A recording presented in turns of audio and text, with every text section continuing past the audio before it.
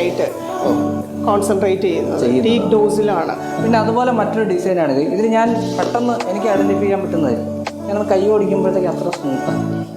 അതിൻ്റെ ഒരു പ്രത്യേകത എന്ന് വെച്ചാൽ ഒരു 80 to 320 മൈക്രോ സാൻഡിങ് ആണ് നമ്മൾ കൊടുക്കുന്നത്. അപ്പോൾ അങ്ങനെ കൊടുക്കുമ്പം ഈ സർഫസ് ഫിനിഷിങ് ഭയങ്കര സ്മൂത്ത് ആയിരിക്കും. അതിന് ഞാനൊരു പാനൽ കാണിച്ചു തരാം. അത് നമുക്ക് റോ ഫിനിഷിൽ എന്താണ് അതിൻ്റെ ആ ഒരു വ്യത്യാസം എന്നുള്ളത്. ഇതാണല്ലേ, ഇത് സാധാരണ തടിയാണ്.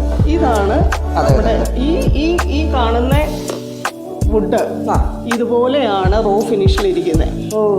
അപ്പോൾ അതിൻ്റെ ആ സ്മൂത്ത് ഇത് കണ്ടോ, അത് സ്മൂത്തനിങ് വന്നിരിക്കുന്നത് 80 to 320 മൈക്രോബ്സിൽ സാൻഡ് ചെയ്യുന്നുണ്ട്.